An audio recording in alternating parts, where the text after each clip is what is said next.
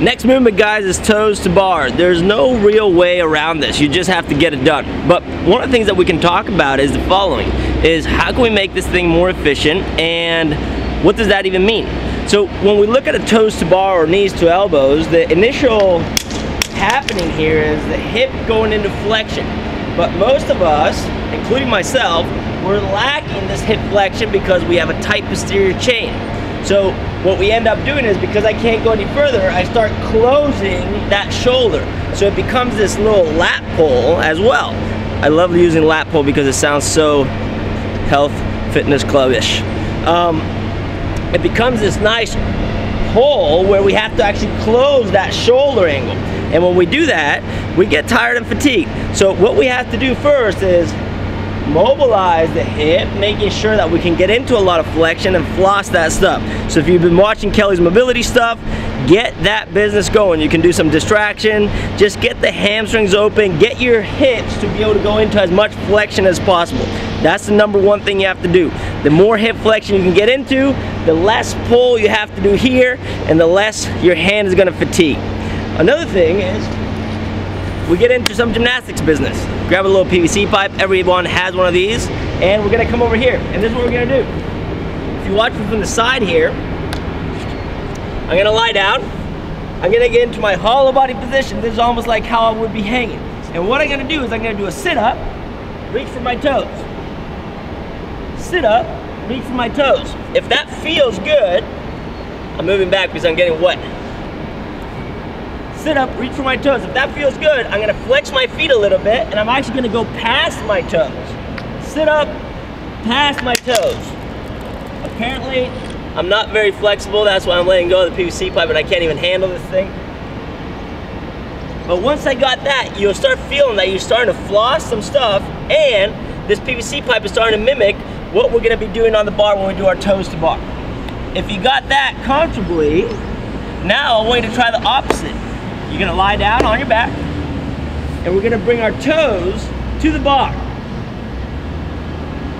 Toes to the bar. You'll notice that when you do this, it's super important to be able to maintain your hollow body. If I can't keep good structure from my hips to my ribs, meaning that when I start pulling, my back breaks, where I go into this nasty stripper pose, then there's a problem. So that's something to just start working on. Toes to bar, just with a PVC pipe. Okay, I'm starting to feel a little better, there it is. Can I do that without having to close my arm? That's what we were talking about earlier. Can I get my toes to touch the bar without having to pull or get that shoulder to start going into extension? That's what's gonna get you fatigued and tired. So if you can handle that, the better. Now, next thing you can do, this is just for fun, is the following. I'm gonna do a little rocking business here. I'm gonna rock back into my hollow. My feet are gonna come behind me. I'm gonna thread through, finish in a little L-seat, come back, unthread, hollow rock, back in, thread through, L-seat, back down, unthread, hollow rock. So those are just little drills that are gonna help you to start working through this business and get you ready for your toes to bar. Don't do too many, you get tired, but do enough that you feel comfortable threading in and out of it, with straight legs ideally. So guys, once you've warmed up with the PVC pipe, you got those hips going and you feel like your hamstrings are flossing nice, it's time to get on the bar. Chalking up, of course, you have to chalk up. A little chalk is just gonna create a little stability and a little good support, and it just makes you feel nice and soft inside. So here's the deal.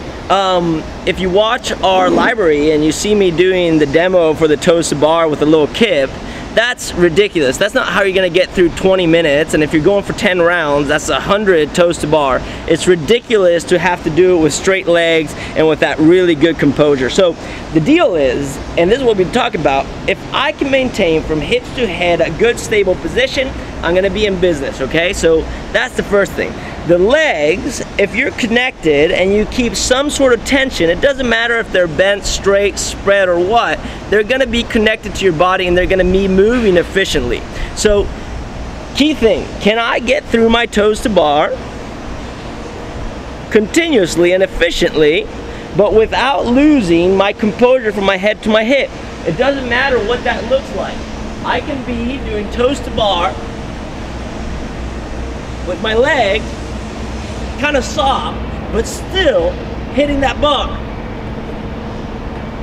Something to think about when you do that is how stiff or how tense do I have to be? Just enough to get yourself up. If you're too soft, you won't make it.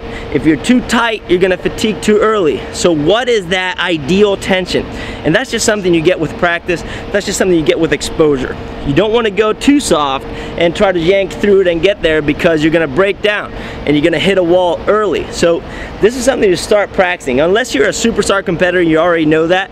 This is just another chance for you to start practicing stuff and getting exposed to something that you haven't really done before. So the goal is, can I go toes to bar, connect that business, and can I find my ideal state of work capacity for 20 minutes doing 10 toes to bar without having to break? So that's the first thing. Another thing, as you start fatiguing, your body is actually going to start finding ways around this. So you may have seen people doing the tuck or knees to elbows, and then a little kick where it's knees up, kick, and then keep that going. Is that more efficient for you because it feels like a shortcut? You can do that too. Another thing that I like about that actually is it avoids our shoulder going into this extension or me having to close this angle. Me closing this angle requires me having to regrip, me having to fatigue my arm and actually start ripping and tearing up my hands. What can I do to avoid that? Hang tall, let the shoulder just dangle a little bit. That doesn't mean you're hanging on the joint. You're actually hanging on an active shoulder, but you're trying to hang as long as you can. If you come and watch me from the side, the goal is to be able to hang and let the shoulders just hang by your ears. And when you're there, now just try to maintain that position. Don't allow the shoulder to close too much. The more the shoulder closes, the worse off you are.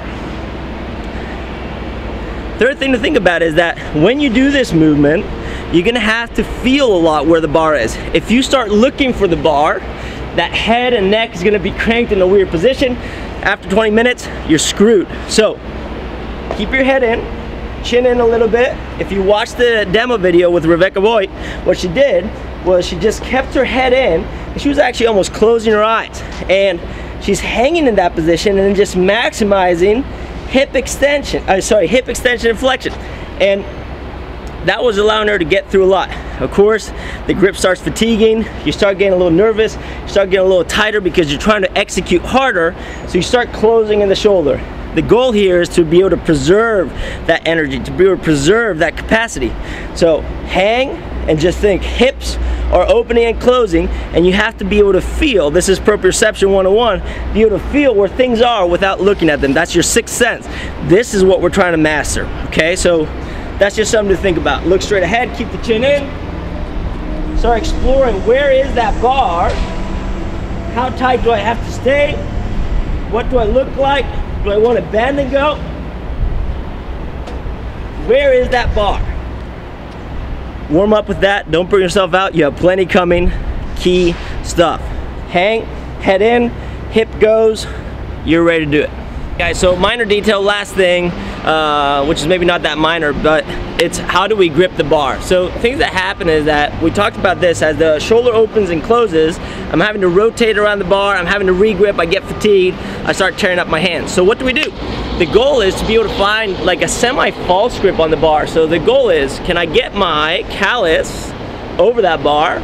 Some people may say no callus over the bar, but in this case, that callus will actually support you.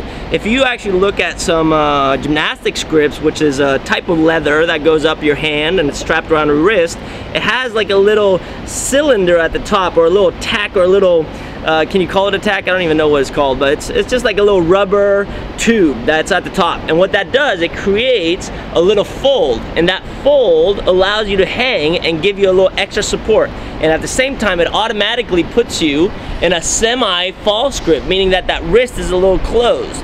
If you watch some of the top performers, and now I'm talking about Camille Leblanc, what she does is when she does her muscle-ups, she does them with no false grip, but she's hanging in this semi-closed wrist. So that's the key thing. Can I jump up, get my callus over the bar, wrap around, and hang on that? which is a strong wrist, and not on this broken wrist that eventually will tire out and fatigue much quicker. Something to think about, feel it out. It works different for different people, but this one is definitely more progressive. You'll get away with way more, you're way stronger there, and that's just something that you have to strengthen and practice. Another thing we talked about is what's the hook grip for hanging. When we're on a bar or grabbing a barbell, we know that we want a hook grip, thumb underneath the index finger, maybe even middle finger, but just that's your strong wrap. In this case, in gymnastics, what we do, if you watch the best athletes out there, they always place their thumb on top of that index finger, maybe even middle finger, so you get callus over the bar, wrap around, thumb goes around, and now you're hanging. If you try that, you will feel immediately that you get a nice lockout, and that lockout kind of just lets you hang there solid. And that solid hang is what you want to have to be able to get through more work. It actually loads you up a little bit more. It puts that extra rotation, it gives you torque, all kinds of stuff. I'm not saying that this is something that you can maintain for 20 minutes, but I'll tell you that if you start practicing this, especially during warm-up, you'll feel so much stronger and such a great connection that will actually translate into way more things down the line. So if you're not a superstar athlete competitor that you know what you're doing and you just want to play around a little bit, try that false grip and then hook grip it, which is when we're hanging, thumb outside of the index. So it goes on top, around, and we hang. You can agree or disagree, but this is what we do and this is how it works, and let's see what you think.